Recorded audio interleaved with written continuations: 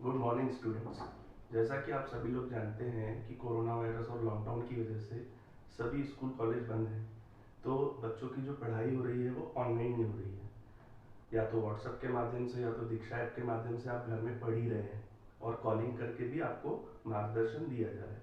आज मैं यह वीडियो इसलिए बना रहा हूँ ताकि गणित विषय संबंधी आपको मार्गदर्शन कर सकूँ। जैसा कि आप जानते हैं कि गणित विषय में जब तक बच्चों के सामने एक्सप्लेन न किया जाए किसी भी टॉपिक को, तब तक बच्चे उसको समझने में थोड़ी उनको दिक्कत आती है।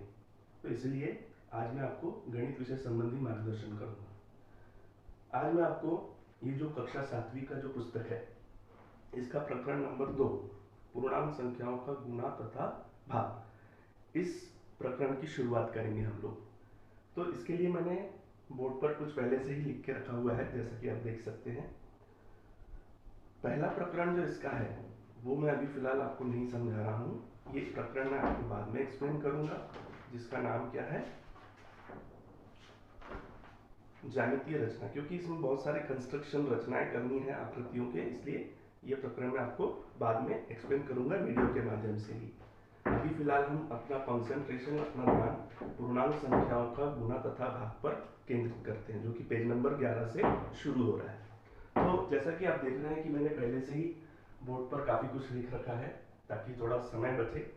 विषय गणित कक्षा 7वीं, प्रकरण नंबर 2, पूर्णांक संख्याओं का गुणा तथा भाग। तो वैसे तो हमको इस प्रकरण में पूर्णांक संख्याओं का गुणा और भाग समझना है, लेकिन उसके पहले जो आपने 6वीं क्लास में पढ़ा हुआ है पहले से ही कि पूर्णांक संख्याओं का जोड़ तथा घटाव कैसे होता है, उसके संबंध में थोड़ा सा ये पुनरावर्तन हम लोग करेंगे, जो आप पहले 6वीं क्लास में सीख चुके हैं। तो सबसे पहले तो हम ये देखेंगे कि पूर्णांक संख्या यानी होता क्या है, क्योंकि कई महीनों से स्कूलें बंद हैं, तो ऑब्वियसली क्या हुआ है ना, कई बच्चे भूल गए होंगे। कुछ बच्चों को याद भी हो गया, लेकिन ज्यादातर बच्चे भूल जाते हैं, तो इसलिए थोड़ा सा याद दिलाना जरूरी है। ध्यान दीजिए, सबसे पहले यहाँ मैंने लिखा है कि पूर्णांक संख्या यानी क्या, इनका परिचय देखेंगे। पूर्णांक संख्या यानी होती क्या है, तो ये समझने के लिए पहले हमको ये देखना पड़ेगा जो हम पहले से जानते हैं कि प्राकृत संख्याएं में क्या होता है। प्राकृत संख्याएं को हम गणन संख्याएं भी बोलते हैं। प्राकृत संख्याएं कौन सी होती हैं?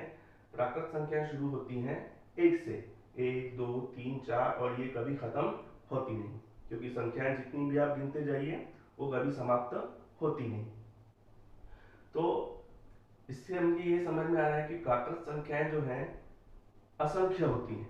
सबसे छोटी प्राकृत संख्या हम बता सकते हैं, वह कौन सी है? 1। लेकिन सबसे बड़ी प्राकृत संख्या हम नहीं बता सकते, क्योंकि गिनती कभी समाप्त होती नहीं। गिनती है इसलिए ही इसको गणन का नाम दिया गया। गणन यानी होता है गिनती।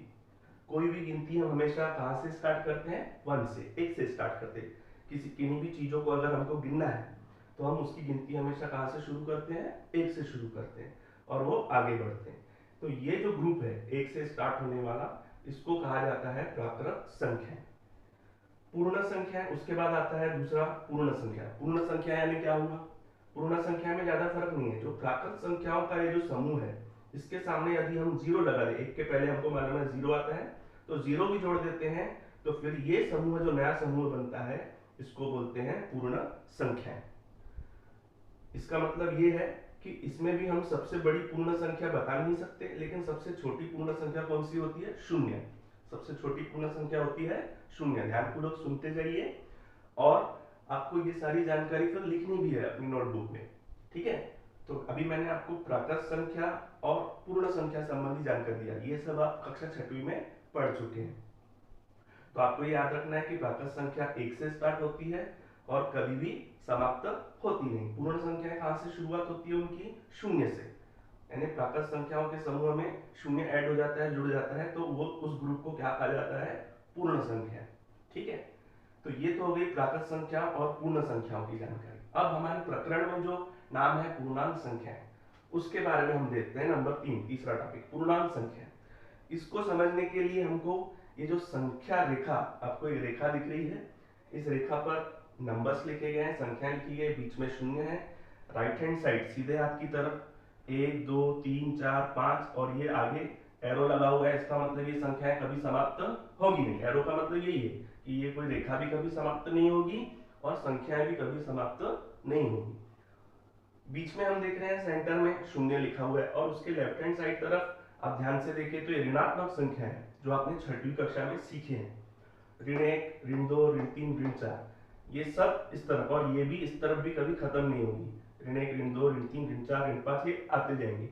अब इसमें समझने लायक बात ये है कि जो भी संख्याएं राइट हैंड साइड की तरफ, सीधे हाथ की तरफ होती है, वो हमेशा बड़ी होती हैं, और लेफ्ट हैंड साइड की ओर संख्याएं छोटी छोटी होती जाती हैं।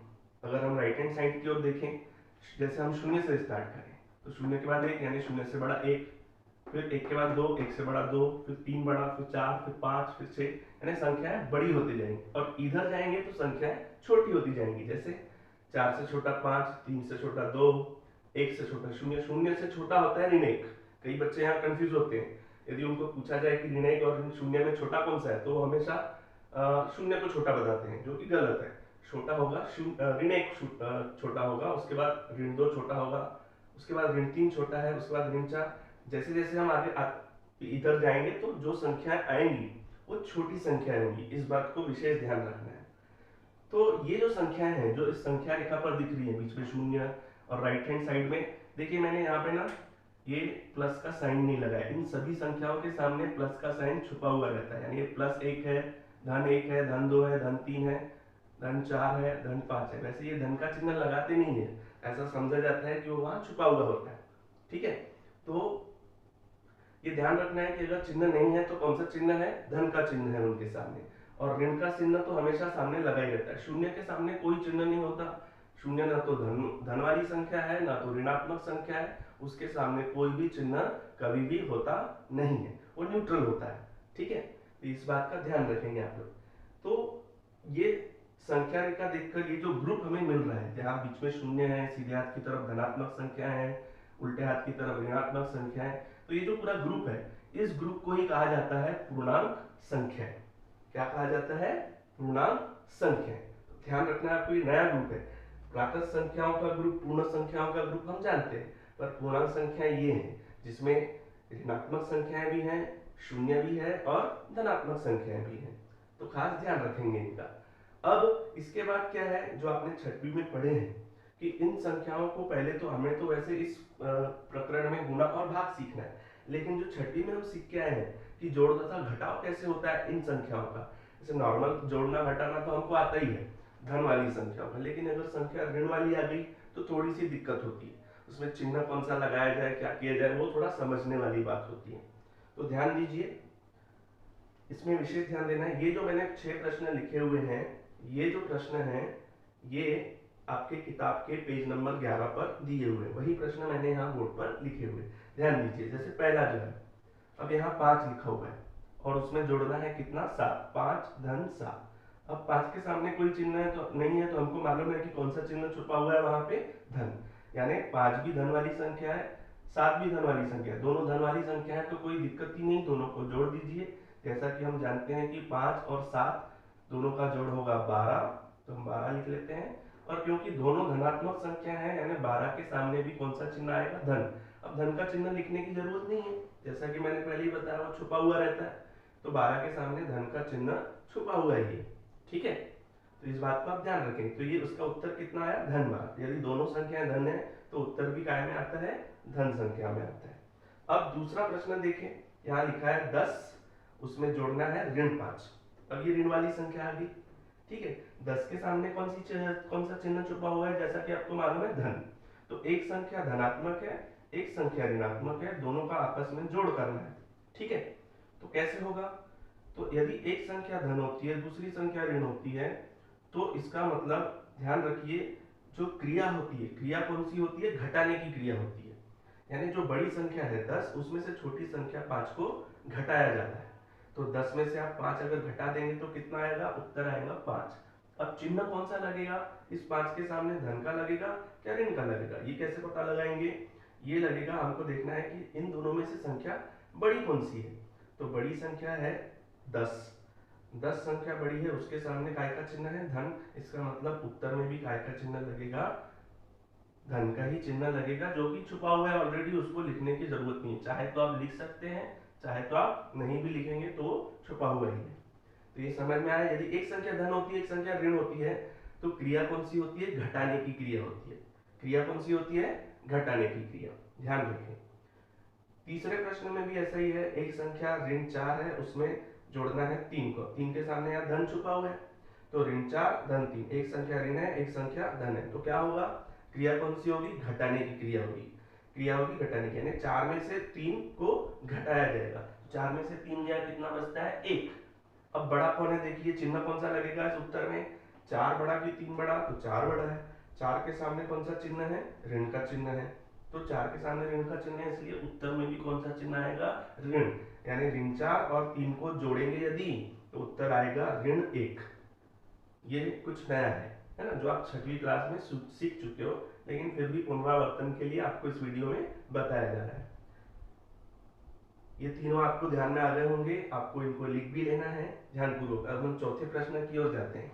देखिए अभी तक दोनों धन वाली संख्या है, एक में धन एक में ऋण, यहाँ पे भी एक में ऋण एक में धन आया। अब चौथे प्रश्न में देखिए दोनों ऋण संख्या है। ऋण 7 में हमको कितना जोड़ना है? ऋण 2। ऋण 7 धन 2 ऋण 2। तो हम दोनों ऋण वाली संख्याओं को क्या करेंगे? जब ऐसा प्रश्न आता है कि संख्याएं दोनों ऋण हो, तो क्रिया कौन सी होती है? जोड़ने की क्रिया होती है, जोड़ने की। तो 7 और 2 को आपस में हमको जोड़ना पड़ेगा। 7 और 2 कितना होता है? 9। अब दोनों संख्याएं ऋण है, तो जोड़ने के बाद उत्तर में भी क्या